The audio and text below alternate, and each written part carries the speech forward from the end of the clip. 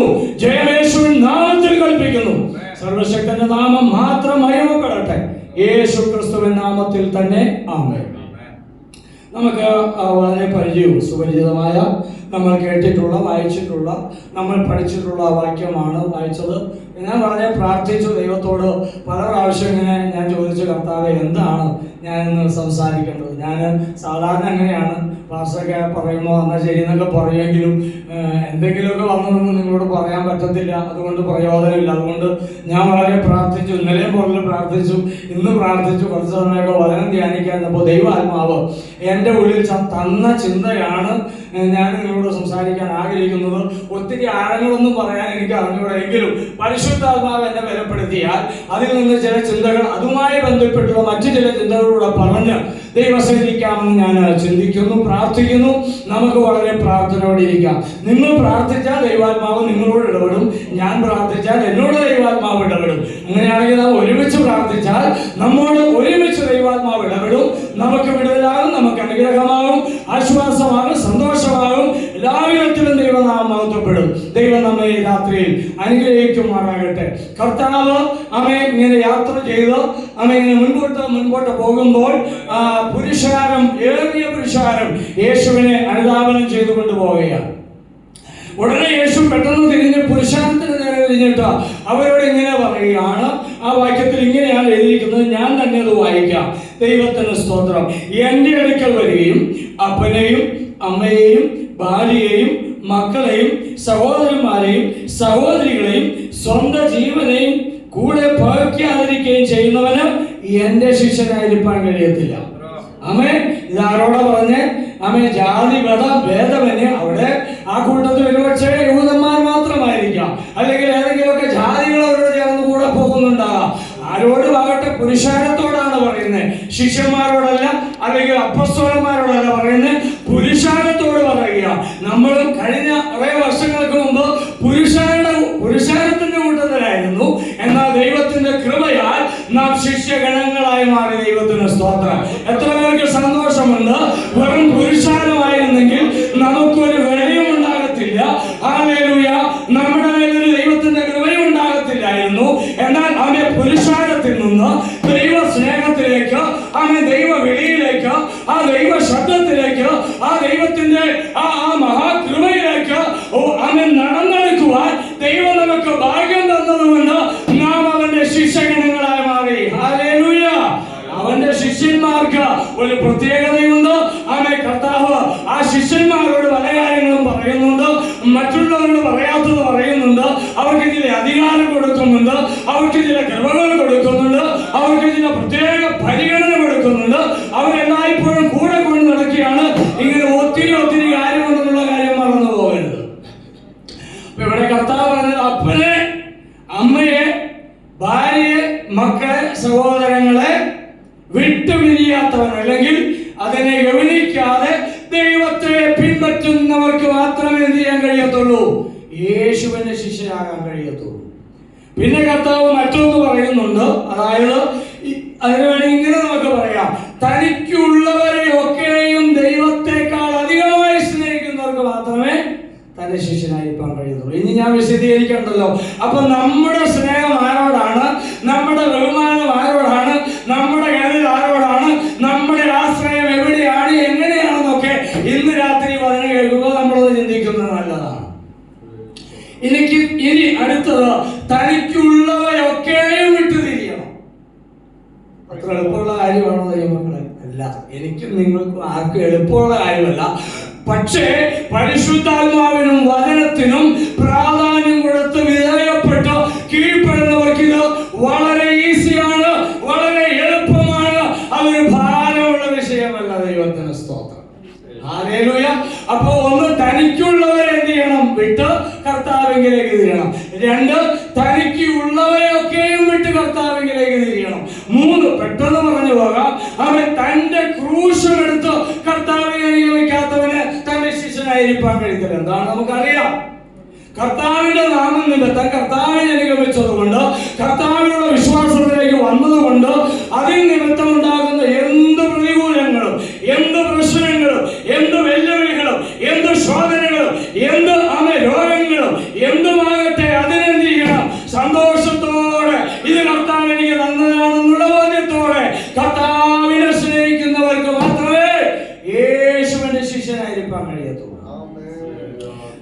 പറഞ്ഞപ്പോൾ ഇങ്ങനെയാണ് കർത്താവ് പറഞ്ഞത്, സ്വന്തം ജീവനെ കൂടെ പഴിക്കാത്തവൻ എന്റെ ശിഷ്യനായിരിക്കാൻ കഴിയത്തില്ല. എളുപ്പമാണോ ദൈവമക്കളെ? നമ്മുടെ പ്രാണൻ, നമ്മുടെ ജീവനെ നമുക്ക് സ്നേഹിക്കാൻ, വെറുക്കാൻ നമുക്ക് പറ്റുമോ? കർത്താവിന്റെ പ്രമാണ ഉപദേശം അതാണ്. ഞാൻ പറഞ്ഞതൊന്നുമല്ലേ.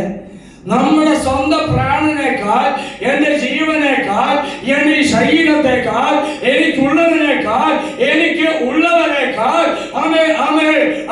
ദൈവത്തിന് പ്രാധാന്യം കൊടുക്കുന്നവർക്ക് ദൈവത്തിന്റെ ശിഷ്യനായിരിക്കാൻ കഴിയുന്നു, യേശുവിന്റെ ശിഷ്യനായിരിക്കാൻ കഴിയുന്നു. ഇനി ആ ഭാഗം ഞാൻ അവിടെ നിർത്തിയിട്ട് അടുത്ത ഭാഗത്തേക്ക് വരിക. അവിടെ ഇങ്ങനെ പറയുന്നുണ്ട്, ദൈവത്തിന്റെ സ്തോത്രം, ഉപ്പ് നല്ലത് തന്നെ, അത് കാരമില്ലാതെ പോയാൽ അത് പിന്നെ നിലത്തിന് കൊള്ളത്തില്ല, വളത്തിനും കൊള്ളത്തില്ല. സ്തോത്രം. ഉപ്പ് നമുക്കറിയാം, ഉപ്പിന്റെ രുചി എന്താണെന്നറിയാം, അത് ഉപ്പാണ് അല്ലേ? ഉപ്പിന് പുളിയില്ല, ഉപ്പിന് മധുരമില്ല, ഉപ്പിന് കയ്പില്ല, ഉപ്പിന് എന്താ ഉള്ളേ? ഉപ്പിന് ഉപ്പേ ഉള്ളൂ. സ്തോത്രം. അപ്പൊ ആ ഉപ്പിന് ഉപ്പിന്റെ ഗുണമുള്ളതുപോലെ നമുക്ക് ആ കർത്താവിന്റെ ശീലവും കർത്താവിന്റെ ഗുണവും ആ കർത്താവിന്റെ സ്വഭാവവും ഒക്കെ നമ്മുടെ ജീവിതത്തിൽ ഉണ്ടെങ്കിൽ അത് നല്ലതാണെന്ന് കർത്താവ് പറയുന്നത്, അത് ശ്രേഷ്ഠമാണെന്ന് കർത്താവ് പറയുന്നത്. മറ്റുള്ളവരിൽ വെച്ചാൽ നിലനിൽക്കാത്തതാണെങ്കിലും കർത്താവിന്റെ സന്നിധിയിൽ ആ ഉപ്പാകുന്ന വിശ്വാസിക്ക് വളരെ വളരെ വില കർത്താവ് കൽപ്പിച്ചിട്ടുണ്ട്. ദൈവത്തിന് സ്തോത്രം. ആ ഉപ്പിന് കാരമില്ലാതെ പോയാൽ എന്തിനേ കൊള്ളത്തുള്ളൂ? അത് മറ്റുള്ളവർക്ക് ചവിട്ടാനേ പറ്റത്തുള്ളൂ എന്നാ പറയുന്നത്. അതിൻ്റെ അകത്ത് എന്തോ ഒരു ആശയമുണ്ട് ദൈവമക്കളെ. യഥാർത്ഥത്തിൽ നാം കർത്താവിനെ ഈ പറയുന്ന നിലവാരത്തിൽ സ്നേഹിച്ച് പിൻപറ്റുന്നില്ലെങ്കിൽ എന്താ സംഭവിക്കുന്നതെന്ന് ചോദിച്ചാൽ ഒരു വിലയില്ലാത്തവരാകും. മറ്റുള്ളവർ നമ്മെ ചവിട്ടത്തക്ക നിലവാരത്തിൽ അത്രയും വിലയില്ലാത്തവനാകും. അതാണ് അതിന്റെ ആശയം. സ്തോത്രം. പക്ഷെ ദൈവത്തിന്റെ മഹാകരുണം കൊണ്ട് നമുക്ക് എത്ര വില ദൈവം തന്നു അല്ലേ? എത്ര ശ്രേഷ്ഠത ദൈവം നമുക്ക് തന്നു, എത്ര വലിയ പദവി നമുക്ക് തന്നു, എത്ര വിലപ്പെട്ട ഭാഗ്യം ദൈവം നമുക്ക് തന്നു. അതോർത്തുന്ന രാത്രി ദൈവത്തെ സ്തുതിക്കാൻ കഴിയുമോ? ഉപ്പിന്റെ ഗുണം പോലെ പഠിപ്പിക്കാൻ കഴിയുമോ? കണയകൾക്ക് ഒരനുഗ്രഹമാകുന്നത് പോലെ ഈ ഉപ്പില്ലെങ്കിൽ ഈ ഉപ്പ് നമ്മുടെ കുടുംബത്തിലില്ലെങ്കിൽ അത് എത്ര വിളവാ അല്ലേ? അയ്യോ, നിങ്ങളുടെ ആരെങ്കിലും വീട്ടിൽ ഉപ്പില്ലാത്തതുണ്ടോ? ഉപ്പില്ലേ നിങ്ങളുടെ വീട്ടില്? ഉപ്പില്ലാത്തവർ ആരെങ്കിലും ഒന്ന് കൈ ഉയർത്തിക്കേ. എല്ലാവന്റെ ചെറിയവന്റെ വലിയവന്റെ കൊട്ടാരത്തിലും കുടിലും ഒക്കെ എന്തുണ്ട്? ഒന്നുമില്ല, ഇച്ചിരി ഉപ്പെങ്കിലും കാണും. അങ്ങനെയാണെങ്കിൽ ദൈവമക്കളെ, ഈ ഉപ്പിന്റെ ഗുണം നമ്മുടെ ജീവിതത്തിൽ, ഈ ഉപ്പിന്റെ കാര്യം നമ്മുടെ ജീവിതത്തിൽ ഉണ്ടെങ്കിൽ നമ്മൾ കർത്താവിന് പ്രയോജനപ്പെടുമെന്നുള്ളതിന് യാതൊരു സംശയമില്ല. അത് 100% ഉറപ്പാണ്. കർത്താവിന് മഹത്വം. ഇനി ഞാൻ ആ ഭാഗം വിടുകയാണ്. ദൈവത്തിന് സ്തോത്രം. ഇതിൽ നിന്ന് ഞാൻ നിങ്ങളോട് പറയാം, അല്ലെങ്കിൽ എന്റെ ഉള്ളിൽ ദൈവം തന്ന ചിന്ത, നാം ദൈവമായ കർത്താവിന് എന്ത് ചെയ്യണം? ആഴമായി സ്നേഹിക്കണം. ഞാൻ പാടി തുടങ്ങി, അല്ലെങ്കിൽ ഞാൻ ജസ്റ്റ് പാടി വന്ന പാട്ട് അതാണ് അല്ലേ? ദൈവത്തിന് സ്തോത്രം. ദൈവം നമ്മെ എത്രത്തോളം ആഴമായി സ്നേഹിച്ചെങ്കിൽ നാം ആ ദൈവത്തെ എത്രമാത്രം ആഴമായി സ്നേഹിക്കണം. പക്ഷെ പലപ്പോഴും എനിക്ക് കഴിയാറില്ല. നിങ്ങൾക്കൊക്കെ കഴിയുന്നുണ്ടെന്നാണ് ഞാൻ വിചാരിക്കുന്നത്. എനിക്ക് അത്രത്തോളം കഴിയാറില്ല. ആഴമായി സ്നേഹിക്കാൻ എനിക്ക് കഴിയാറില്ല. പക്ഷേ എന്നിട്ടും ദൈവം എന്നെയും നമ്മയൊക്കെ എന്ത് ചെയ്യുക? ആഴമായി സ്നേഹിച്ച് ഇത്രത്തോളം കൊണ്ടുവരുവാൻ തക്കവണ്ണം നമ്മളാരും ഒന്നുമില്ല, നമ്മളാരും ഒന്നും ചെയ്തിട്ടില്ല. എന്നിട്ടും ദൈവമായ കർത്താവ് നമ്മെ ആഴമായി സ്നേഹിച്ചു. അവൻ നമ്മെ ശ്രേഷ്ഠന്മാരാക്കി മാറ്റി. ശ്രേഷ്ഠമായതൊക്കെ തന്ന ഈ മരുഭൂമി യാത്രയിൽ നമ്മെ ജയത്തോടെ നടത്തുകയാണ്. ഹല്ലേലൂയ. ദൈവമക്കളുടെ ദൈവത്തിന്റെ സ്തോത്രമൊക്കെ പറയണോട്ടോ. നിങ്ങൾ പറഞ്ഞില്ലെങ്കിൽ ഞാൻ പറയും ദൈവത്തിന്റെ സ്തോത്രം. ഞാൻ നിങ്ങളെ പറഞ്ഞു പറയിപ്പിക്കുകയല്ല. ദൈവത്തിന്റെ മഹത്വം ഉണ്ടാകട്ടെ. ഹല്ലേലൂയ. നമുക്ക് വീണ്ടും മടങ്ങി വരാം. ആമേൻ. ദൈവത്തിന്റെ സ്തോത്രം ചെയ്യുക. ആവർത്തന പുസ്തകം 28 1 മുതൽ 14 വരെ വായിക്കണം. ഇപ്പോ വായിക്കണ്ട, നിങ്ങൾ പിന്നെ വായിച്ചാൽ മതി. ഈ വാക്യത്തോട് ബന്ധപ്പെട്ട് ദൈവം തന്റെ ജനത്തെ അനുഗ്രഹിക്കാമെന്ന് പറഞ്ഞ അനുഗ്രഹിച്ച വാക്തത്വമാണ്.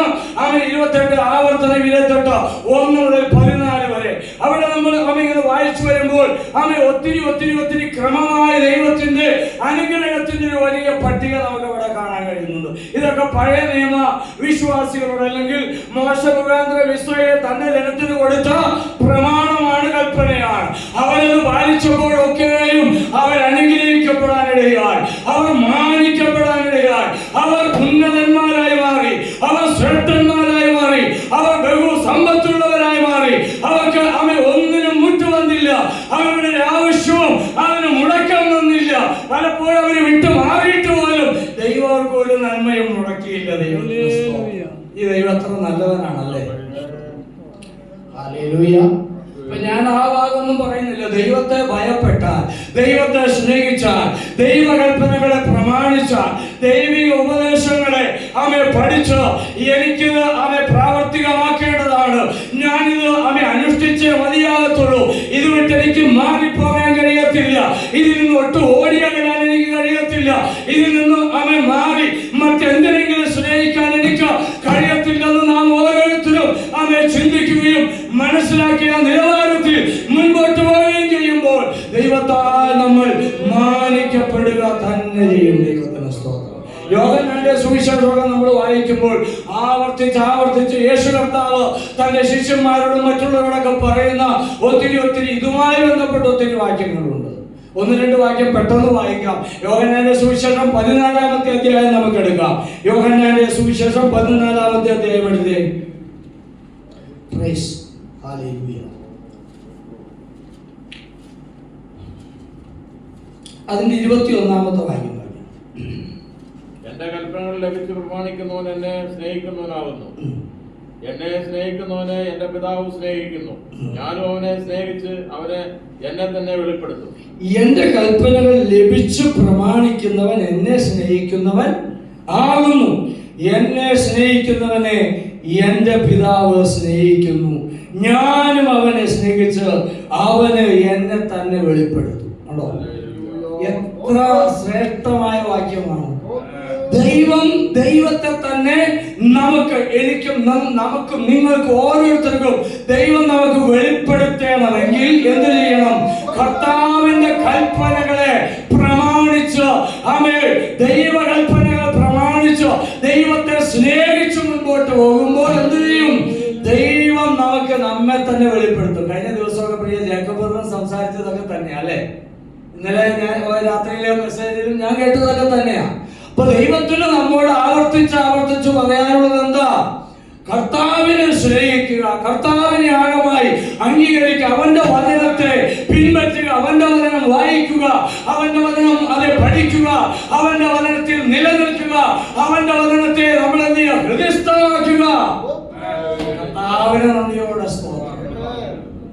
എത്ര തിരക്കേറിയ ജീവിതമാണെങ്കിലും ഒരു മുക്കാൽ മണിക്കൂർ അല്ലെങ്കിൽ 1 മണിക്കൂറെങ്കിലും കുറഞ്ഞത് നമ്മൾ വചനം വായിക്കാനും പ്രാർത്ഥിക്കാനും ധ്യാനിക്കാനും പഠിക്കാനൊക്കെ തുടങ്ങുമ്പോൾ ദൈവം നമ്മോട് സംസാരിക്കാൻ തുടങ്ങും. അതാണ് ഇവിടെ വായിച്ചത്. ദൈവം നമുക്ക് വെളിപ്പെടുത്തുക എന്ന് പറഞ്ഞാൽ നമുക്ക് വേണ്ടതുപോലൊന്നും മനസ്സിലായിട്ടില്ലെന്നോ, ഒന്നുമില്ലെന്നല്ല, പലതും മനസ്സിലാക്കിയിട്ട് ഇനി എന്തോരം മനസ്സിലാക്കാൻ കിടക്കുക ദൈവത്തെ. ദൈവം ആരാണ്, ദൈവം എന്താണ്, ദൈവം എന്താ ചെയ്യാൻ പോകുന്നത്, ദൈവം എന്താ പറയാൻ പോകുന്നത്, ദൈവം എന്തൊക്കെയാ എനിക്കും നിങ്ങൾക്കും മറ്റുള്ളവർക്കും വേണ്ടി പ്രവർത്തിക്കാൻ പോകുന്നതൊക്കെ ദൈവം എന്ത് ചെയ്യും? നമ്മോട് വെളിപ്പെടുത്തും. ഇനി മറ്റൊരു വാക്യം കൂടെ അതോടെ ചേർന്ന് വായിക്കാം. 15-ാം അധ്യായം 9 മുതൽ വായിക്കാമോ? യോഹന്നാൻ 15:9 മുതൽ താഴോട്ട്. പിതാവ് എന്നെ സ്നേഹിക്കുന്നത് പോലെ ഞാനും നിങ്ങളെ സ്നേഹിക്കുന്നു, എന്റെ സ്നേഹത്തിൽ വസിപ്പീൻ. ഞാൻ എന്റെ പിതാവിന്റെ കൽപ്പനകളെ പ്രമാണിച്ച് അവന്റെ സ്നേഹത്തിൽ വസിക്കുന്നത് പോലെ നിങ്ങളും എന്റെ കൽപ്പനകളെ പ്രമാണിച്ചാൽ എന്റെ സ്നേഹത്തിൽ വസിക്കും. എന്റെ സന്തോഷം നിങ്ങളിൽ ഇരിപ്പാനും നിങ്ങളുടെ സന്തോഷം പൂർണ്ണമാകുവാനും ഞാൻ നിങ്ങളോട് സംസാരിച്ചിരിക്കുന്നു. കണ്ടോ? കർത്താവിന്റെ സന്തോഷം നമ്മിൽ വെളിപ്പെടണം. കർത്താവിന്റെ ദൈവ സന്തോഷം, ദൈവത്തിന്റെ കർത്താവിന്റെ സന്തോഷം നമ്മിൽ എന്ത് ചെയ്യണം? അത് നിറഞ്ഞു വരണം, വെളിപ്പെട്ടു വരണം. Praise the Lord. ഹല്ലേലൂയ. അത് പൂർണ്ണമാകണമെന്ന് കർത്താവ് ആഗ്രഹിക്കുകയാണ്. സ്തോത്രം. കർത്താവ് ആ വാക്യം ദേവദാസൻ പറഞ്ഞു, കർത്താവിനുള്ള സന്തോഷമാണ് നമ്മുടെ പ്രൈസ് ദി ലോർഡ്. മറ്റൊന്നിനും ബലമൊന്നുമില്ല. കർത്താവിലുള്ള സന്തോഷമാണ്. കർത്താവിൽ ആശ്രയിക്കുന്നതിനാണ് നമ്മുടെ ബലമിരിക്കുന്നത്. ഹല്ലേലൂയ. നമ്മെ തോൽപ്പിക്കാൻ ഒരു ശത്രുവിനും കഴിയത്തില്ല, ഒരു വ്യക്തിക്കും കഴിയത്തില്ല, ഒരു പ്രസ്ഥാനത്തിനും കഴിയത്തില്ല, ഒന്നിനും കഴിയത്തില്ല. ഈ ക്രിസ്തുവിനുള്ള സന്തോഷം നമ്മിൽ ആകുകയും അതിൽ നമ്മിൽ പൂർണ്ണമാകുകയും ചെയ്യണം. ദൈവത്തിന് സ്തോത്രം. അതിന് എന്തേ കഴിയത്തുള്ളൂ? കർത്താവിനെ ആഴമായി സ്നേഹിക്കണം. താഴോട്ടൊന്ന് വായിച്ചോട്ടെ, പെട്ടെന്ന് വായിച്ചോടാ. അതിന്റെ താഴോട്ട്, എന്റെ സന്തോഷം നിങ്ങളിൽ ഇരിപ്പാനും നിങ്ങളുടെ സന്തോഷം പൂർണ്ണമാകുവാനും ഞാൻ നിങ്ങളോട് സംസാരിച്ചിരിക്കുന്നു. ഞാൻ നിങ്ങളെ സ്നേഹിച്ചിരിക്കുന്നത് പോലെ നിങ്ങളും തമ്മിൽ തമ്മിൽ സ്നേഹിക്കണമെന്നാവുന്നു എന്റെ കൽപ്പന. സ്നേഹിതന്മാർക്ക് വേണ്ടി ജീവനെ കൊടുക്കുന്നതിലും അധികമുള്ള സ്നേഹം ആർക്കുമില്ല. ആദ്യം കർത്താവിനെ സ്നേഹിക്കുന്ന കാര്യം പറഞ്ഞിട്ട് പിന്നെ ഇങ്ങനെ പറയുകയാണ്, നിങ്ങൾ തമ്മിൽ തമ്മിൽ എന്ത് ചെയ്യണം? സ്നേഹിക്കണം. ഇത് ആരോടാ പറഞ്ഞ? ശിഷ്യന്മാരോടാ പറഞ്ഞു. എന്ന് പറഞ്ഞാൽ നമ്മോടാ പറയുന്നത്. നമ്മൾ തമ്മിൽ തമ്മിൽ എന്ത് ചെയ്യണം? സ്നേഹിക്കുന്നവരാകണം. എന്ന് പറഞ്ഞാൽ നമുക്ക് സ്നേഹമില്ലെന്നോ പിണങ്ങിയിരിക്കുന്നോ ഒന്നും അല്ല ഞാനീ പറഞ്ഞ വചനം പറയുമോ. കർത്താവ് നമ്മെ കുറിച്ച് ആഗ്രഹിക്കും നമ്മൾ തമ്മിൽ തമ്മിൽ സ്നേഹിക്കണം. ഇച്ചിരി തെറ്റും ഇച്ചിരി കുറ്റവും ഇച്ചിരി പ്രശ്നമൊക്കെ ഉണ്ടാകില്ല, അതൊന്നും വരത്തില്ല. പക്ഷെ എന്ത് ചെയ്യണം? അതൊന്നും കാര്യമാക്കണം. അതിനൊന്നും ഗൗനിക്കണ്ട, അതിനെ വലുതായിട്ട് ഉയർത്തിപ്പിടിക്കണ്ട, അത് വെച്ചോണ്ടിരിക്കണ്ട. അതിങ്ങനെ ചിന്തിച്ച് വാശിയും വൈരാഗ്യം ഒന്നും കൂട്ടണ്ട. അയ്യോ അങ്ങനെ സംഭവിച്ചു പോയല്ലോ എന്ന് പറഞ്ഞാൽ സാരമില്ലെന്ന് പറഞ്ഞ് കർത്താവിൽ ആശ്രയിച്ച പ്രശ്നങ്ങളൊക്കെ വിട്ട് ആഴമായി സ്നേഹിക്കുക. തമ്മിൽ തമ്മിൽ എന്ത് ചെയ്യുക? സ്നേഹിക്കുമ്പോൾ ഈ ദൈവസ്നേഹം നമ്മിലേക്ക് ആഴമായി ഇറങ്ങി വരും. ഈ ദൈവസ്നേഹം നമ്മിൽ പഴയതിനേക്കാൾ വർദ്ധിപ്പാൻ കാരണമാകും. ഒന്ന് വിട്ടുവീഴ്ച ചെയ്ത് നോക്കിക്കേ, ഒന്ന് ക്ഷമിച്ചു നോക്കിക്കേ, ഒന്ന് നന്നായി കൈവെടുത്ത് നോക്കിക്കേ, നന്നായിട്ടൊന്ന് ശബ്ദത്തോടെ സ്തോത്രം പറഞ്ഞു നോക്കിക്കേ, ഒന്ന് കെട്ടിപ്പിടിച്ച് ഒരു ആലിംഗനൊക്കെ ചെയ്ത് നോക്കിക്കേ. ദൈവത്തിന്റെ സ്തോത്രം. ഹല്ലേലൂയ. എന്തോ സംഭവിക്കും? Praise the Lord. ആ ദൈവത്തിന്റെ ആ സ്നേഹം നമ്മിലേക്ക് നിറഞ്ഞു വരും. ദൈവത്തിന്റെ പ്രവൃത്തി, ദൈവത്തിന്റെ ഹല്ലേലൂയ, ദൈവത്തിന് നമ്മോടുള്ള, നമ്മിൽ വെളിപ്പെടേണ്ട, നമ്മൾ പ്രാപിക്കേണ്ട അനുഗ്രഹങ്ങളും നന്മകളും നമ്മിലേക്ക് പതിയെ പതിയെ വന്നു തുടങ്ങും. ദൈവത്തിന് അതിന് വലിയ മല്ലൊന്നും പിടിക്കണ്ടെന്നായി പറഞ്ഞത്. അതിനുവേണ്ടി 21-40 ഇരിക്കണമെന്നായി പറഞ്ഞത്. ഈ ചെറിയ ചെറിയ പ്രമാണം, ഈ നിസ്സാരമായ പ്രമാണം നമ്മൾ അനുസരിക്കാനെന്ന് തുടങ്ങുമ്പോൾ നമ്മുടെ ജീവിതത്തിൽ ദൈവം വലിയവ ചെയ്യാനായിട്ട് തുടങ്ങും. ഹല്ലേലൂയ. നമ്മൾ പ്രതീക്ഷിക്കാത്ത ചില വഴികൾ, കഴിഞ്ഞ നാളുകളിലെ ചില നീണ്ട നാളുകളുടെ പ്രാർത്ഥനയുടെ മറുപടികൾ അത് വെളിപ്പെട്ടു വരുവാനായിട്ടുള്ളതാകും. ഹല്ലേലൂയ. മറ്റൊരു വാക്യം കൂടെ നമുക്ക് പെട്ടെന്ന് വായിക്കാം. ഹല്ലേലൂയ. ദൈവത്തിന്റെ സ്തോത്രം. 7-ാം വാക്യം, അത് 15-ന്റെ 7 വായിച്ചേ.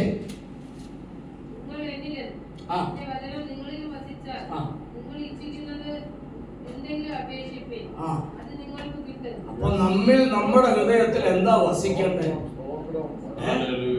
വില കല്ല മരം ഒന്നും അതിനകത്ത് കയറ്റി വെക്കേണ്ടതായി പറഞ്ഞു. ദൈവത്തിന് സ്തോത്രം. ആരെയും കയറ്റി വെക്കണ്ട, ഒന്നും കയറ്റി വെക്കണ്ട. ആരെ കയറ്റി വെക്കണം? യേശുവിനെ ഹൃദയത്തിൽ, നിങ്ങളുടെ ഹൃദയത്തിലേക്ക് രാജാവായി വാഴിക്കാൻ ഏൽപ്പിച്ചു കൊടുത്താൽ കർത്താവേ, ദാവീദ് പറയുന്ന പോലെ നീയല്ലാതെ എനിക്ക് മറ്റൊരു നന്മയും വേണ്ട, ഇല്ല. എനിക്കുള്ള നന്മ അത് നീ തന്നെയാണ് കർത്താവേ. അത് കഴിഞ്ഞിട്ടുള്ള മറ്റ് നന്മകളെ എനിക്ക് മതി. നിന്നെ വിട്ടിട്ടുള്ള നന്മയും നിന്റെ സ്നേഹത്തിൽ നിന്ന് അകന്നു പോയിട്ടുള്ള ഒരനുഗ്രഹവും ഒരു വിടുതലും ഒന്നും എനിക്ക് വേണ്ടെന്ന് പറയാനുള്ള ചങ്കൂറ്റം നമുക്കുണ്ടാകും. നിങ്ങൾ എന്നിലും എന്റെ വചനം വസിക്കണം. യേശുവിനെ നമ്മളിങ്ങനെ പറയാറുണ്ട്, യേശുവിനെ കർത്താവെന്ന് ആവേണ്ട ദൈവം അവനെ മരിച്ചവരിൽ നിന്ന് ഉയർത്തെഴുന്നേൽപ്പിച്ചുവെന്ന് ഹൃദയത്തിൽ വിശ്വസിക്കുകയും ചെയ്താൽ നീ രക്ഷിക്കപ്പെടും. അങ്ങനെയൊക്കെ നമ്മൾ രക്ഷിക്കപ്പെട്ടു. കർത്താവ് ഹൃദയത്തിൽ കൃപയാൽ വന്നു നമ്മിൽ വാസം ചെയ്യുക. ഇന്ന് കർത്താവ് വസിക്കുന്നുണ്ടോ എന്നൊന്ന് ചിന്തിച്ചു നോക്കിക്കേ. നിങ്ങളാരെയും കുറ്റപ്പെടുത്തുകയല്ല, കളിയാക്കുകയല്ല, അപമാനിക്കുകയല്ല, നിങ്ങളെ വിഷമിപ്പിക്കുകയല്ല. ഇന്നും കർത്താവ് എന്റെ ഹൃദയത്തിൽ വാസം ചെയ്യുന്നുണ്ട്. ഇന്നും കർത്താവ് എന്നിൽ വസിക്കുകയാ. അവന്റെ വചനത്തിന് എന്നിൽ ഇടമുണ്ട്. അവന്റെ വചനത്തിന് സ്ഥാനമുണ്ട്. അവന്റെ വചനം അതിന് എന്നെ വിട്ട് മാറിയിട്ടില്ല. അല്ലെങ്കിൽ ആ വചനം വിട്ട് ഞാൻ പോകുന്നില്ലെന്ന് ഒരു നല്ല ഉറപ്പോടെ ഇന്ന് രാത്രി മടങ്ങി പോകാൻ. ഈ 2 ദിവസത്തെ 4 സെഷനിലെ ഉപവാസം ഈ തീരുമാനത്തോടെ മടങ്ങണം.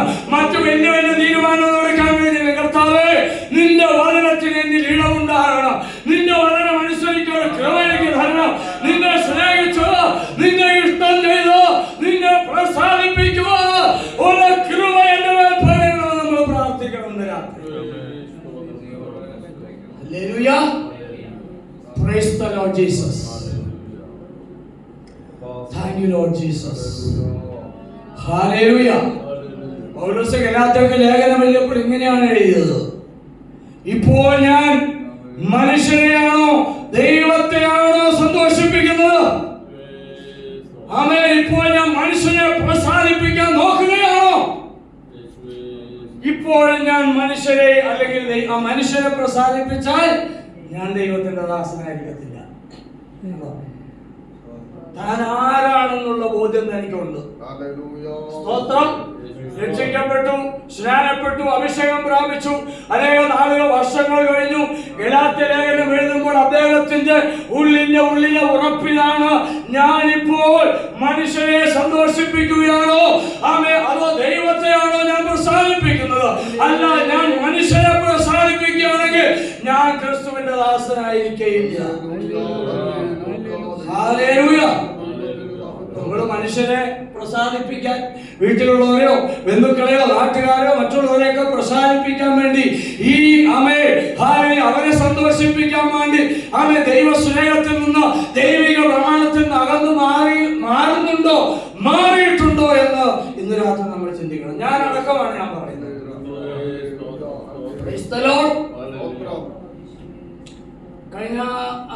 കഴിഞ്ഞ ദിവസം എൻ്റെ ഒരു സ്നേഹിതൻ, അദ്ദേഹം ഒരു വിശ്വാസിയാണ്, പേരൊന്നും ഞാൻ പറയുന്നില്ല, അദ്ദേഹം ഒറ്റയ്ക്ക് വിശ്വാസി വന്ന ഒരാളാണ്. ശ്രദ്ധിക്കണമേ പ്ലീസ്. അദ്ദേഹം ഒറ്റയ്ക്ക് വന്ന വിശ്വാസത്തിൽ വന്ന ആളാണ്. അപ്പൊ അദ്ദേഹം എന്നോട് പറഞ്ഞു, അടുത്ത ദിവസം ഞങ്ങളുടെ പള്ളിയിൽ പെരുന്നാളാണ്. അപ്പൊ ഞാൻ ചോദിച്ചു, അപ്പൊ പള്ളി വിട്ടില്ലേ എന്ന് ചോദിച്ചു. അദ്ദേഹം വിശ്വസിച്ച് രക്ഷിക്കപ്പെട്ട് സ്നാനപ്പെട്ട ആളാണ്. ഞങ്ങളുടെ ഇടവക പള്ളിയിൽ പെരുന്നാളാണോ? അപ്പൊ ഞാൻ ചോദിച്ചു, ഏത് പള്ളിയാ? അത് ഇന്ന പള്ളിയാ. ഇതുവരെ പള്ളിയിൽ നിന്ന് വിട്ടില്ലേ എന്ന് ചോദിച്ചു. അല്ല, ഞാൻ വിട്ടു, എന്റെ വീട്ടിലുള്ളവരെ വിട്ടല്ല, അതുകൊണ്ട് ഞാൻ എന്ത് ചെയ്യത്തില്ല, ഞാൻ ജോലിക്ക് വരത്തില്ല. ഞാൻ പറഞ്ഞു, അതുമായിട്ട് എന്താ ബന്ധം സഹോദരൻ? സഹോദരൻ വിശ്വാസിയാണെങ്കിൽ എന്ത് ചെയ്യണം? വിശ്വാസത്തിന് വേണ്ടി ഉറച്ചു നിൽക്കണം. വീട്ടിലുള്ളവർ വിശ്വാസത്തിൽ വരാതിരിക്കുക, അത് നമ്മുടെ വിഷയമല്ല. അവരെ നമ്മൾ കരുതുക, അവരെ സ്നേഹിക്കുക, അവർക്ക് ചെയ്യേണ്ടതൊക്കെ ചെയ്തു കൊടുക്കുക, നമ്മളെന്ത് ചെയ്യുക, അതിനൊന്നും നമ്മൾ എന്ത് വെക്കണ്ട. പക്ഷേ ഞങ്ങളുടെ വണ്ടിയിൽ ഇടവപ്പള്ളി പെരുന്നാളെന്ന് പറഞ്ഞ് ബ്രദർ നടക്കരുത് കേട്ടോ എന്ന് പറഞ്ഞു. ഞാനങ്ങനെ മുഖത്ത് നോക്കിയ കാര്യം പറയും. സ്നേഹം ഉണ്ടായാലും കൊള്ളാം, പിണങ്ങി പോയാലും കൊള്ളാം, ഞാൻ ഉള്ളതുള്ളത് പോലെ പറയും. അപ്പൊ ഞാൻ പറഞ്ഞ ദൈവമക്കളെ, വീട്ടിലുള്ള ഭാര്യയെ സന്തോഷിപ്പിക്കാൻ, വീട്ടിലുള്ള മക്കളെ സന്തോഷിപ്പിക്കാൻ, വീട്ടിലുള്ള പിതാവിനെ അല്ലെങ്കിൽ മാതാവിനെ, സഹോദരങ്ങളെ സന്തോഷിപ്പിച്ച് അവരെ പിണക്കാതിരിക്കാൻ എന്ത് ചെയ്യുക? ആ മനുഷ്യൻ ആഗ്രഹിക്കുക, അവിടെ പോവുക. വിഷയം ദൈവത്തിന്റെ സ്തോത്രം. ഈ വേദവസത്തിൽ വേർപാടെന്ന് പറയുന്നൊരു കാര്യം വ്യക്തമായിട്ട് രേഖപ്പെടുത്തിയിട്ടുണ്ട് അല്ലേ? അതിനൊന്നും പറഞ്ഞു പോയാൽ നമ്മുടെ വിഷയത്തിൽ നിന്ന് മാറിപ്പോകും. പോട്ടെ. അപ്പൊ ഞാൻ പറഞ്ഞത് ദൈവത്തിന്റെ സ്തോത്രം ചെയ്യുകയാണ്.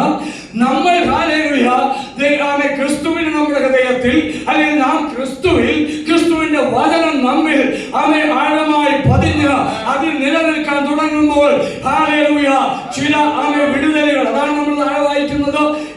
ഞാൻ നിങ്ങളിലും എന്റെ വചനം നിങ്ങളിലും വസിച്ചാൽ നിങ്ങൾ എന്തെങ്കിലും അപേക്ഷിപ്പിൻ, അത് നിങ്ങൾക്ക് പ്രാർത്ഥനയുടെ മറുപടിയാണ് ഞാൻ ഈ പറഞ്ഞത്. ഒരുപക്ഷെ എല്ലാവരും ഒന്നും കിട്ടിയില്ലെങ്കിലും നമുക്ക് ആവശ്യമുള്ളതും നമുക്ക് അത്യാവശ്യമുള്ളതും നമുക്ക് വേണ്ടതൊക്കെ തരാൻ ആര് വിശ്വസ്തനാണോ? നമ്മുടെ കർത്താവ് വിശ്വസ്തനാണ്. അവന്റെ മക്കൾ ഒന്നിനും കുറവില്ല. അവൻ ദൈവം പിശുക്കനല്ല, ദൈവം അവനെ പിടിച്ചു വയ്ക്കുന്നവനല്ല, ഇന്നവന് കൊടുക്കണ്ട ഇന്നവന് കൊടുത്തേക്കാം എന്ന് പറയുന്നവനല്ല, അവൻ മുഖവച്ചമുള്ളവനല്ല. അവൻ തന്നെ വിളിച്ചപേക്ഷിക്കുന്ന തന്റെ ഭക്തന്മാർക്ക് വേണ്ടി, തന്റെ ഭക്തന്മാർക്ക് വേണ്ടി അവൻ ഇന്നും പ്രവർത്തിക്കാൻ അവൻ മതിയായവനായ ദൈവമാ. അവനൊരു വാക്ക് മാത്രം മതി. അവന് സ്വർഗം വിട്ട് ഭൂമിയിലൊന്നും വരണ്ട. അവനൊരു വചനം മാത്രം പറഞ്ഞാൽ മതി, എന്റെ നിങ്ങളുടെ വിഷയത്തിന് പരിഹാരമാകും. പക്ഷെ നമ്മളിത് പാലിച്ചേ മതിയാകത്തുള്ളൂ. അതിനുള്ള കാര്യങ്ങൾ നിങ്ങൾ തന്നെ ചിന്തിച്ച് അങ്ങോട്ട് മുന്നോട്ട് പോകട്ടെ എന്ന് ഞാൻ സ്തോത്രം ഓർപ്പിക്കുകയാണ്. ദൈവത്തിന്റെ മഹത്വം ഉണ്ടാകട്ടെ. മറ്റൊരു ചിന്ത പെട്ടെന്ന് പറഞ്ഞിട്ട് ഞാൻ ഇരിക്കാമെന്ന് വിചാരിക്കുകയാണ്. ഇതുമായി ബന്ധപ്പെട്ടൊരു വിഷയമാണ്. നമുക്കറിയാം രാജാക്കന്മാരുടെ പുസ്തകത്തിൽ നയമാനെ കുറിച്ച് നമുക്കറിയാം. അതൊന്നും വായിക്കണ്ട, വായിച്ചു കഴിയുമ്പോൾ പിന്നെ സമയം പോകും. അപ്പോൾ അവിടെ ഒരു നയമാനുണ്ട്. അദ്ദേഹം മാന്യനാണ്, അദ്ദേഹം ശ്രേഷ്ഠനായിട്ട് ആരെണ്ണി അവിടുത്തെ രാജാവ് എണ്ണി. കാരണം അദ്ദേഹം പരാക്രമശാലിയാണ്. അദ്ദേഹം യുദ്ധത്തിന് പോയാൽ എവിടെ പോയാലും ആ പട്ടണത്തെ ആ രാജ്യത്തെ പിടിച്ച് അതിന്റെ ജയാളിയായി ജയം വരിച്ച് അദ്ദേഹം എന്ത് ചെയ്യും? മടങ്ങി തന്റെ രാജ്യത്തേക്ക് വരാനിടയാകും. അങ്ങനെ ഒരിക്കൽ ഇസ്രായേൽ ദേശത്തേക്ക് യുദ്ധത്തിന് പോയി. അവിടെ ചെന്ന് ഈ പടക്കൂട്ടങ്ങൾ ഒരുമിച്ച് യുദ്ധം ചെയ്ത് അവിടെ നിന്ന് ചിലരെ അടിമകളായി പിടിച്ച് അരാമിലേക്ക് കൊണ്ടുവന്നു, തങ്ങളുടെ രാജ്യത്തിലേക്ക് കൊണ്ടുവന്നു. കൂട്ടത്തിലൊരു പെൺകുട്ടിയുണ്ട്. പെൺകുട്ടിയുടെ പേരൊന്നും പറയുന്നില്ല. ആ പെൺകുട്ടിയെ നയമാൻ ഇഷ്ടമായത് കൊണ്ടായിരിക്കാം, അല്ലെങ്കിൽ വീട്ടിലൊരു പെൺകുട്ടി ജോലിക്ക് വേണമെന്ന് ആഗ്രഹിച്ചത് കൊണ്ടായിരിക്കാം.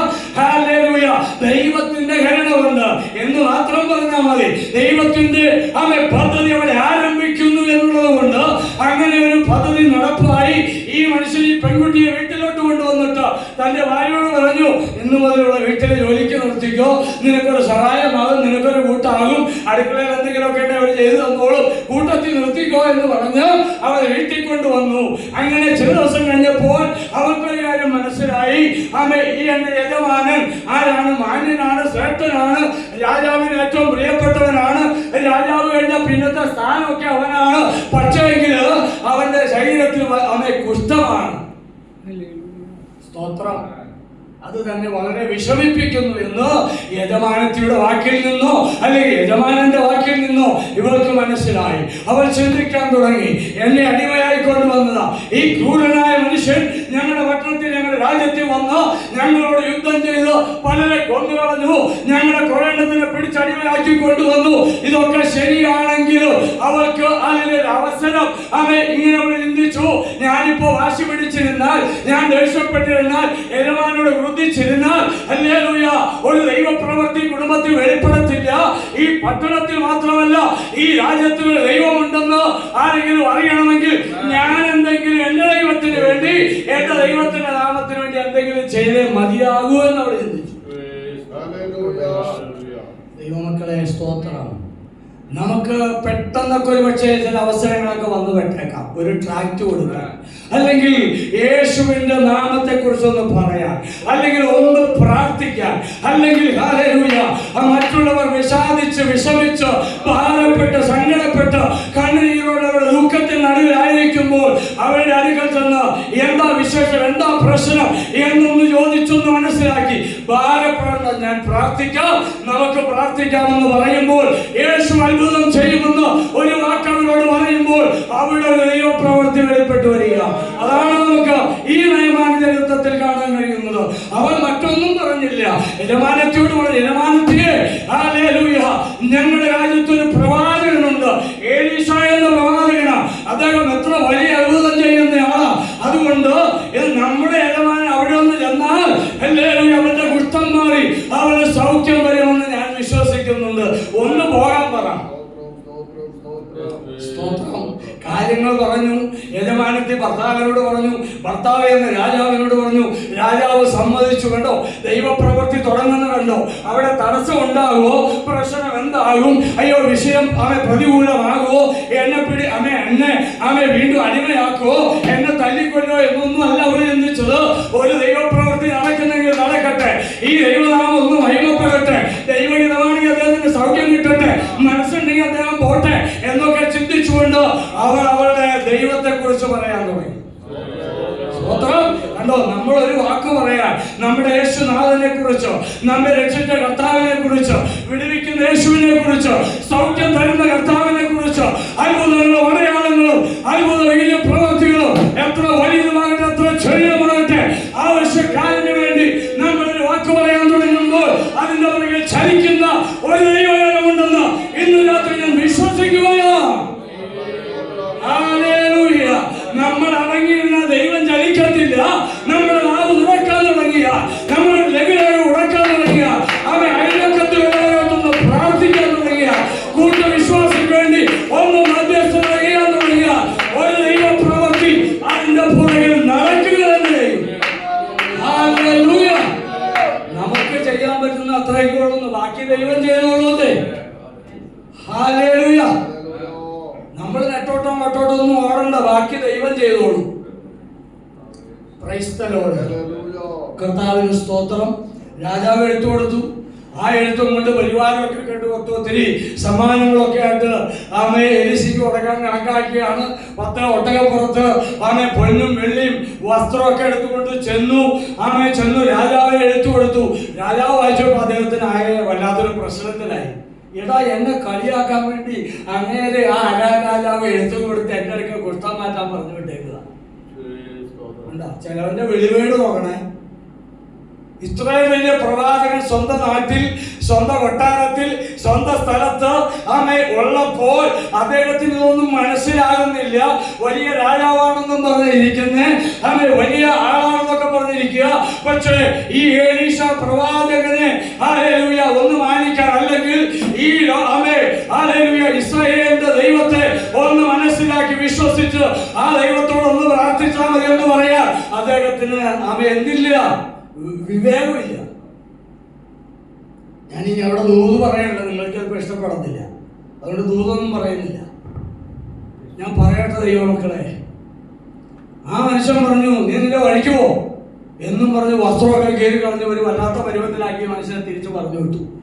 അദ്ദേഹം വസ്ത്രം കീറി എന്നുള്ള കാര്യം ഏലീശ കേട്ടു. ഏലീശ കേട്ടപ്പോ ആളെ വിട്ടിട്ട് പറഞ്ഞു, അവനോട് എന്റെ അടുക്ക വരാൻ പറ. എന്നാൽ ഇസ്രായേലിൽ ഒരു പ്രവാചകനുണ്ട്, ഒരു വിടുവിക്കുന്ന ദൈവമുണ്ടെന്ന് അവൻ അറിയൂ എന്ന് പറഞ്ഞ് ആളെ വിട്ടു. ആള് പോയി പറഞ്ഞു, ഇതാ പ്രവാചകൻ നിന്നെ വിളിക്കുന്നു, അവിടേക്ക് വാന്ന് പറഞ്ഞു. അങ്ങനെ പ്രവാചകന്റെ അടുക്കൽ വന്നു. വീട്ടുവാതിൽക്കൽ വന്ന് വന്നിട്ട് പറഞ്ഞു, ഞാനിവിടെ വീട്ടുവാതിൽക്ക് വന്നിട്ടുണ്ട്, വന്നാട്ടെ, പ്രാർത്ഥിച്ച സൗഖ്യമാക്കിയാട്ടെ എന്ന് ചോദിച്ചപ്പോൾ അദ്ദേഹം അനങ്ങില്ല. അദ്ദേഹം വലിയൊരു കാര്യം ചെയ്യി, യോർദാനിൽ 7 പ്രാവശ്യം വെള്ളത്തിൽ മുങ്ങിപ്പോയി 7 പ്രാവശ്യം കുളിച്ചാൽ മതി, അപ്പോൾ സൗഖ്യം കിട്ടുമെന്ന് പറഞ്ഞ് അദ്ദേഹത്തെ പറഞ്ഞു. ഇത് കേട്ടപ്പോൾ അദ്ദേഹത്തിന് വല്ലാത്തൊരു വെപ്രാളമായി. അരിശം, നമ്മുടെ ഭാഷ പറഞ്ഞ അരിശം വന്നു, ദേഷ്യം വന്നു. അദ്ദേഹം പിണക്കമായി. അദ്ദേഹം തിരിച്ച് നാട്ടിലേക്ക് പോകാൻ പ്ലാൻ ചെയ്തു. ഉടനെ ഒരു പരിചാരകൻ പറഞ്ഞു, യജമാനെ, ആ പ്രവാചകൻ വലിയൊരു കാര്യം പറഞ്ഞു നീ ചെയ്യുകയല്ലേ, പക്ഷെ ഈ ചെറിയൊരു കാര്യം പറഞ്ഞിരുന്നേക്ക് എന്തുകൊണ്ട് ചെയ്തുകൂടാ? നീ ഒന്ന് പോയി വെള്ളത്തിൽ മുങ്ങി നോക്ക്, സൗഖ്യം കിട്ടിയാലായില്ലേ, ഒന്ന് ചെയ്തു നോക്കിയെന്ന് പറഞ്ഞ് അദ്ദേഹത്തിന്റെ നിർബന്ധപ്രകാരം അദ്ദേഹം പോയി വെള്ളത്തിൽ 7 പ്രാവശ്യം മുങ്ങി. ഞാൻ ചുരുക്കി പറയുക, 7-ാം പ്രാവശ്യം വെള്ളത്തിൽ മുങ്ങിപ്പോയി എന്നുള്ള 6 പ്രാവശ്യം മുങ്ങിപ്പോയപ്പോൾ ഒന്നും സംഭവിച്ചില്ല. നമ്മൾ ചിന്തിക്കും 1-ാമത്തെ പ്രാവശ്യം മുങ്ങുമ്പോൾ കുറച്ചെങ്കിലും ഒരു വിടുതൽ ഉണ്ടാകുമെന്ന് നമ്മളൊക്കെയാണെങ്കിൽ ചിന്തിക്കും. 2 പ്രാവശ്യം മുങ്ങുമ്പോൾ കുറച്ചും കൂടെ വിടുതൽ ഇല്ല. 6 പ്രാവശ്യം മുങ്ങിയിട്ട് ഒന്നില്ല, ഒരു ചലനവും ഇല്ല. അതുകൊണ്ട് 6 പ്രാവശ്യം പ്രാർത്ഥിച്ചു, അല്ലെങ്കിൽ 6 ദിവസം പ്രാർത്ഥിച്ചു, 6 മാസം പ്രാർത്ഥിച്ചു, അല്ല ദൈവത്തിന്റെ സമയം വരെ നാം പ്രാർത്ഥിക്കാൻ തയ്യാറായ, കർത്താവിന്റെ തക്ക സമയം വരെ നാം ദൈവത്തിന്റെ വിഷയം വെച്ച് മധ്യസ്ഥത ചെയ്യാൻ തുടങ്ങിയാൽ, ഹല്ലേലൂയ, കർത്താവിന്റെ സമയമാകുമ്പോൾ സ്വർഗ്ഗം എനിക്കും നിനക്കും വേണ്ടി അത്ഭുതം ചെയ്യുന്നവനാണ്. ഏലിയാവ് 6 പ്രാവശ്യം തന്റെ ദാസനെ കടലിന് നേരെ വിട്ടു. അവൻ മുഴങ്കാല് തല മുഴങ്കാലിനടി ഇടയിലിട്ട് ദൈവത്തോട് പറയുക, മഴ പെയ്യട്ടെ, മഴ പെയ്യണമേ, മഴ പെയ്യിക്കണമേ. 6 പ്രാവശ്യം വിട്ടു. ആ ദാസം എന്ന് പറഞ്ഞു, ഒന്നും കാണുന്നില്ല. പക്ഷെ നിരാശപ്പെട്ടില്ല. അപ്പോൾ ഇനി ചെന്ന് നോക്ക്. 7-ാം പ്രാവശ്യം മറുപടിയുമായി അവൻ വന്ന് പറഞ്ഞു, ഒരു മനുഷ്യന്റെ കൈ പോലെ ഒരു ചെറിയ മേഘം ഞാൻ കാണുന്നുണ്ട്. ഇനി അവന് മനസ്സിലായി, ചെറിയ മേഘം മതി. എന്റെ കർത്താവിന് ചെറിയ മേഘം മതി. വലിയ പേരുകൾ അറിയിക്കുവാൻ, ഹല്ലേലൂയ, തന്റെ ദാസന് വേണ്ടി തന്റെ ആജ്ഞ അനുസരിക്കുന്ന, തന്റെ കൽപ്പന അനുസരിക്കുന്ന, തന്റെ ഭക്തന് വേണ്ടി, തന്റെ ഭക്തയ്ക്ക് വേണ്ടി ഒരു വലിയ അനുഗ്രഹം തരാൻ, ഒരു വലിയ വിടുതൽ തരുവാൻ, പ്രാർത്ഥനയുടെ ശ്രേഷ്ഠമായ ഒരു മറുപടി തരുവാൻ നമ്മുടെ ദൈവം വിശ്വസ്തനായത്. നമ്മുടെ ഈ ദൈവത്തെ പോലെ വേറെ ഏത് ദൈവമുള്ളേ? ഒന്ന് പറയാവോ? നിങ്ങളുടെ അനുഭവത്തിൽ ഉണ്ടെങ്കിൽ പറ, ഞാൻ എന്റെ അനുഭവത്തിൽ നിന്ന് പറയാം. നമ്മുടെ ദൈവത്തെ പോലെ ഇത്ര വലിയ ദൈവം ആരുള്ളൂ? വേദപുസ്തകത്തിലെ വാക്യത അനേക ഭക്തന്മാർ പറഞ്ഞു, നമ്മുടെ ദൈവത്തെ പോലെ, ഇസ്രായേലിന്റെ ദൈവത്തെ പോലെ, ദാനിയേലിന്റെ ദൈവത്തെ പോലെ, ശദ്രക്ക് മേശക്ക് അബേദ്നെഗോവിന്റെ ദൈവത്തെ പോലെ, ഹല്ലേലൂയ, എസ്തേറിന്റെ ദൈവത്തെ പോലെ, മൊർദെഖായിയുടെ ദൈവത്തെ പോലെ, ഇത്ര ഉന്നതനായ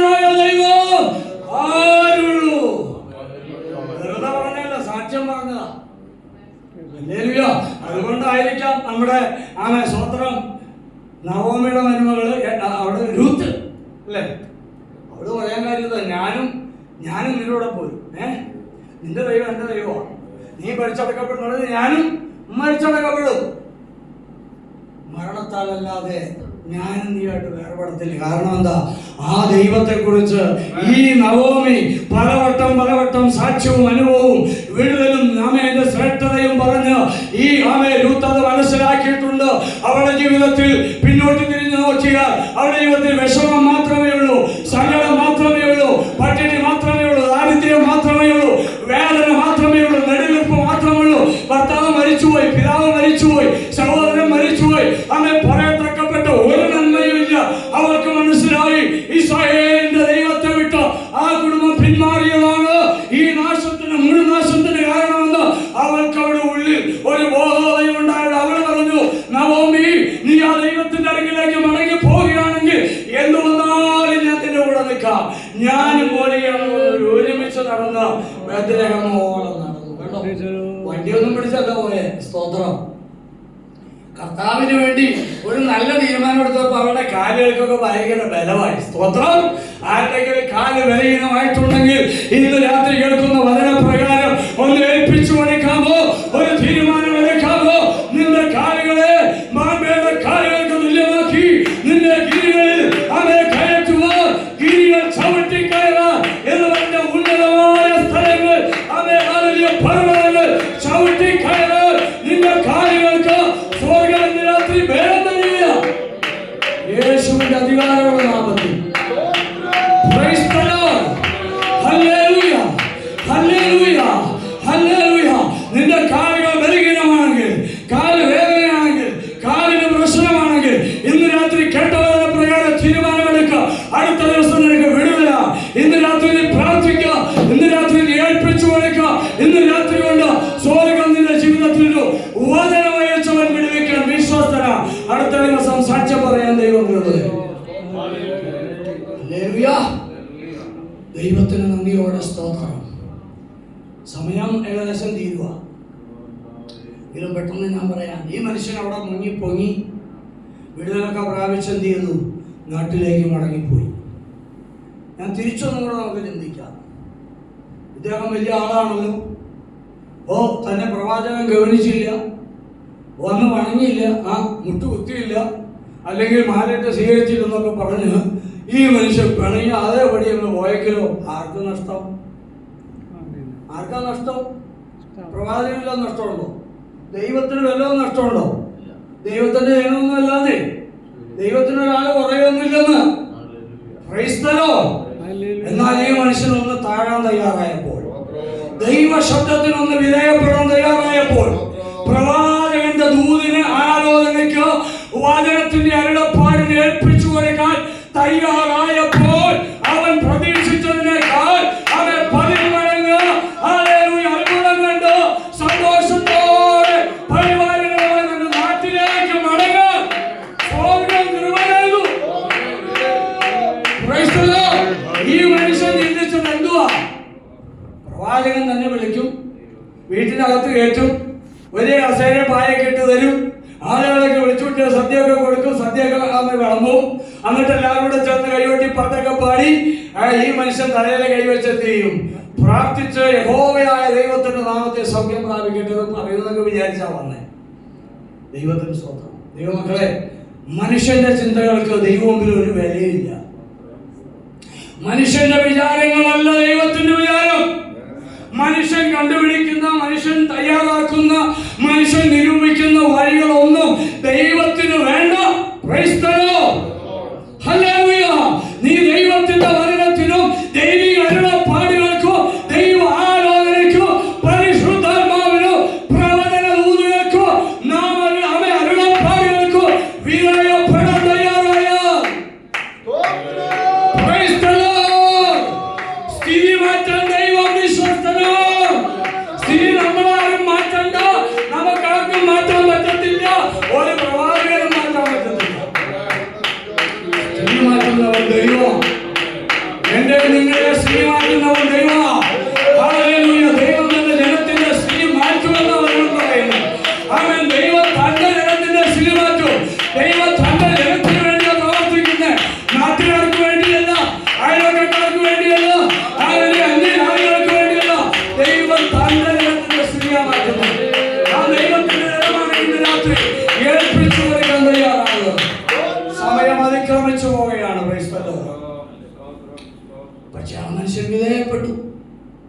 വലിയ ആളാണ്, വലിയ പദവിയുണ്ട്, പേരും പെരുമയുണ്ട്, എല്ലാവരും കുമ്പിട്ട് വണങ്ങുന്ന, ബഹുമാനിക്കുന്ന, ആദരിക്കുന്ന മനുഷ്യനാണ്.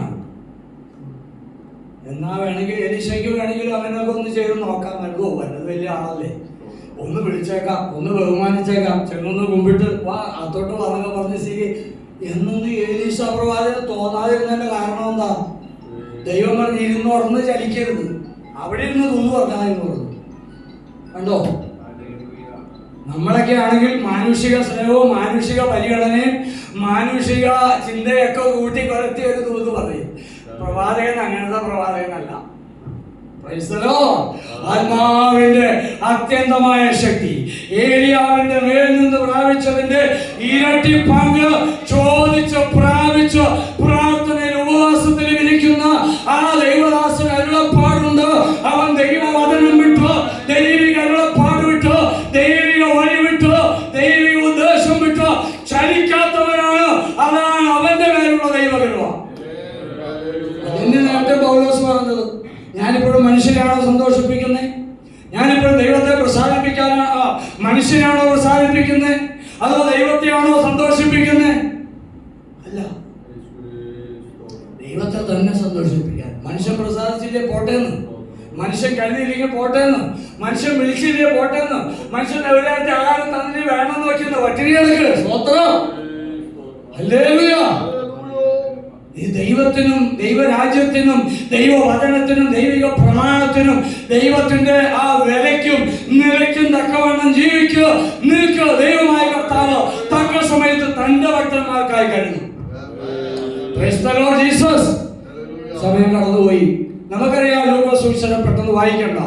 10 കുഷ്ഠരോഗികൾ യേശുവിന്റെ അടുക്കൽ ദൂരെ നിന്ന് വിളിച്ചു ചോദിക്കുക, അവേ ദാവീദുപുത്രാ, നിങ്ങളോട് കരുണയുണ്ടാകണമേ. അടുക്ക വരാൻ പറ്റത്തില്ല, പുറത്ത് പഠനത്തെ പറപ്പിച്ചേക്കുക. യേശു അതിലൂടെ കടന്നുപോയി. യേശുവിനെല്ലാം അറിയാലോ, യേശുവിനറിയാം ഇവിടുത്തെ യഹൂദന്മാർക്ക് എന്താ വേണ്ട, പരീക്ഷ പ്രമാണികൾക്ക് വേണ്ട, സദൂക്യന്മാർക്ക് വേണ്ട, ന്യായശാസ്ത്രിമാർക്ക് വേണ്ട എന്ന ആവശ്യമുള്ളവർ വേണ്ടതെന്ന് യേശുവിനറിയാം. അതുകൊണ്ട് യേശു ഗലീലയ്ക്കും ശമര്യയ്ക്കും നടുവിലൂടെ കടന്നു പോകുമ്പോൾ പുറത്ത് കുഷ്ഠരോഗികളെ പാർപ്പിച്ച ഒരു ഭാഗമുണ്ട്. അതിലൂടെ യേശു പോയപ്പോൾ അവർക്ക് മനസ്സിലായി ഇതിലൂടെ ദാവീദ് പുത്രൻ കടന്നു പോവുകയാണ്. കണ്ടോ? അവർക്ക് മനസ്സിലായി ഇതാണ് തക്ക സമയം, ഇനി അങ്ങോട്ടും ഇങ്ങോട്ടും നോക്കാനില്ല, അല്പം പോലും വെയിറ്റ് ചെയ്യാനില്ല, ഇപ്പൊ തന്നെ എന്നേക്കാന്ന് പറഞ്ഞ് 10 പേര് കൂടി ഒരുമിച്ച് എന്ത് ചെയ്തു? തീരുമാനം എടുത്ത്, ചാവുന്നെങ്കിൽ ഒരുമിച്ച് ചാവാം, വിടുതൽ പ്രാപിക്കുന്നെങ്കിൽ ഒരുമിച്ച് വിടുതൽ പ്രാപിക്കാം എന്ന് പറഞ്ഞുകൊണ്ട് അവർ ദൂരെ വെച്ച് യേശുവിനോട് പറഞ്ഞു, യേശുവേ ദാവീദ് പുത്രാ, ഞങ്ങളോട് കരുണയുണ്ടാകണമേ എന്ന് പറഞ്ഞു. യേശു പറഞ്ഞു, നിങ്ങളെ തന്നെ പോയി പുരോഹിതനെ കാണിക്കും. ഇവരെന്താ പറഞ്ഞു? ഞങ്ങൾക്ക് സൗഖ്യം വേണമെന്നാ പറഞ്ഞു. പുരോഹിതനെ കാണിച്ചാൽ എന്താ കാര്യം എന്ന് വേണമെങ്കിൽ ചോദിക്കാം. അവരുടെ ബുദ്ധിയിൽ അങ്ങനെ ചോദിക്കാം. നമ്മളാണെങ്കിലും അങ്ങനെ ചോദിക്കും, ഞങ്ങൾ സൗഖ്യം പ്രാപിക്കാൻ വന്നിട്ട് ഞങ്ങളുടെ ഒരു മനുഷ്യന്റെ അടുക്കൽ ചെല്ലാൻ പാടില്ല, പിന്നെ പുരോഹിതന്റെ അടുക്കൽ പോണേ എന്ന് വേണേ ചോദിക്കാം, ചിന്തിക്കാം. പക്ഷേ യേശുവിന്റെ വാക്ക് ഇപ്രകാരമായി, നിങ്ങളെ തന്നെ പോയി പുരോഹിതനെ കാണിക്കുക. അവർക്കൊന്നും മനസ്സിലായില്ലെങ്കിൽ അവര് പോയി. എവിടേക്ക് പോയി? യെരുശലേമിൽ പോകണം പുരോഹിതനെ കാണാൻ. വഴിയെ പോകുന്നവരൊക്കെ കല്ലെറിയും, അല്ലെങ്കിൽ കാർക്കിച്ചു തുപ്പും, അല്ലെങ്കിൽ ചീത്ത വിളിക്കുന്നതൊക്കെ ഉണ്ടാവാം. പക്ഷേ അവർക്കതൊന്നും വിഷയമായിരുന്നില്ല. യേശുവിന്റെ വാക്കിനെ അവർ മുറുകെ പിടിച്ചു. യേശു ഞങ്ങളോട് പറഞ്ഞ പുരോഹിതനെ കാണിക്കാനാ, എന്തും വരട്ടെ എന്ന് കരുതി അവര് 10 പേരും കൂടെ ഐകമത്യപ്പെട്ട് കൈകോർത്ത് പിടിച്ച് എന്തിനും തയ്യാറായിക്കൊണ്ട് ഒരു പുരോഹിതന്റെ അടുക്കലേക്ക് വന്നു. അവിടെ ചെന്നപ്പോ ഇങ്ങനെ ചോദിച്ചാണ്, വേദോത്സവത്തിലില്ല, അല്ല എന്തേ ഇവിടേക്കൊന്നും എന്ത് അങ്ങനെ മാറിക്കുന്നൊക്കെ പറഞ്ഞാണ്. അപ്പൊ പറഞ്ഞു, അത് പുരോഹിതനോട് കാണിക്കാൻ ഇങ്ങനെ യേശു ദാവീദ് പുത്രൻ ഞങ്ങളോട് പറഞ്ഞിട്ട് വന്നതാ. അത് ദാവീദ് പുത്രനോ? ഇത് പറഞ്ഞുകൊണ്ടിരിക്കുമ്പോൾ തന്നെ അവർ സൗഖ്യം പ്രാപിച്ചു. അല്ല, വചനം പറയുന്ന ഒരു വഴി പോകെ സൗഖ്യം പ്രാപിച്ചു. കണ്ടോ? വഴി പോകെ സൗഖ്യം പ്രാപിച്ചു. കണ്ടോ? യേശുവിന്റെ വാക്ക് അനുസരിച്ച് അവരുടെ കാലുകൾ യേശു പറഞ്ഞ ദിശയിലേക്ക് വയ്ക്കാൻ തുടങ്ങിയപ്പോൾ തന്നെ സൗഖ്യം വ്യാപരിച്ചു തുടങ്ങി. അവര് 10 പേര് സൗഖ്യം പ്രാപിച്ചു. അങ്ങനെ അവര് സൗഖ്യം പ്രാപിച്ചു. 9 പേരും അവരവരുടെ വീടുകളിലേക്ക് പോയി പുരോഹിതനൊക്കെ കാണിച്ച് പുരോഹിതൻ പറഞ്ഞാൽ പൊക്കോ, ഇപ്പോൾ കുഴപ്പമൊന്നുമില്ല, അത് നിങ്ങൾ വീട്ടിൽ പോകാന്നൊക്കെ പറഞ്ഞ് വീട്ടിൽ വിട്ടു. ഈ ഒരു മനുഷ്യൻ എന്ത് ചെയ്തു? ശമരിയക്കാരനായ ഒരു മനുഷ്യൻ പെട്ടെന്ന് തിരിച്ച് യേശു എവിടെ ഉണ്ടെന്നറിയില്ല. അപ്പോൾ മരുന്ന് വഴിയൊക്കെ ചോദിച്ചു, യേശുവിനെ കണ്ടോ, യേശുവിനെ കണ്ടോ, യേശു ഇതിലെ വന്നു, ഇതിലെ പോയി എന്നൊക്കെ അവർ പറഞ്ഞു കാണും. അങ്ങനെ കണ്ടുപിടിച്ച് എവിടെയോ വെച്ച് യേശുവിനെ കണ്ടുപിടിച്ചു, അവന്റെ മുമ്പിൽ വീണു, നമസ്കരിച്ചു. ദൈവമക്കളെ, അപ്പൊ യേശു ചോദിച്ചൊരു ചോദ്യമുണ്ട്, 9 പേര് സൗഖ്യമായില്ലേ? അവർ 9 പേരെവിടെ? കണ്ടോ? വന്നവനെ അല്ല പ്രാധാന്യം, പോയവരെ കുറിച്ചാണ് കർത്താവിന് പ്രാധാന്യം. ഒരു വിടുതൽ യേശുവിൽ നിന്ന് പ്രാപിച്ചിട്ടോ, ദൈവത്തെ സ്നേഹിക്കാൻ ഇറങ്ങിയിട്ടോ, ദൈവത്തിന് മുഖാന്തരം ചെയ്യേണ്ട കാര്യങ്ങൾ ചെയ്യാതെ, ദൈവസ്ഥിതി വേണ്ടതുപോലെ വരാതെ, ദൈവത്തിന് കൊടുക്കേണ്ട മഹത്വം കൊടുക്കാതെ പലരും പോകുമ്പോൾ യേശുവിന് പ്രാധാന്യമല്ല. കണ്ടോ ദൈവമക്കളെ? കർത്താവ് ചോദിക്കാം, 9 പേരെവിടെ? ഈ അന്യജാതിക്കാരനായ മനുഷ്യൻ മടങ്ങിയെന്ന് നിങ്ങൾ കാണുന്നില്ലേ? ആ 9 പേരെന്തേ? ആ ചോദ്യം നമ്മോട് ചോദിക്കുക. നമ്മൾ കർത്താവ് ആക്കി വെച്ചടത്ത് വിളിച്ച ഉദ്ദേശത്തിന് തക്കവണ്ണം നമ്മളുണ്ടോ എന്ന് രാത്രി ചിന്തിക്കണം. ആ സമയം കടന്നുപോയതിന്റെ വാക്കുകൾ ഞാൻ ചുരുക്കുകയാണ്. ഈ ദിവസങ്ങളിൽ കർത്താവിനെ ഭയപ്പെട്ടോ, അവന്റെ കൽപ്പനകളെ പ്രമാണിച്ച്, അവനെ സ്നേഹിച്ച്, അവന്റെ വചനത്തെ ഉൾക്കൊണ്ട്, അവനെ ആരാധിച്ച്, അവന് മുഴുവൻ സ്ഥാനവും അവന് കൊടുത്തു. മറ്റെല്ലാവരും 2ാം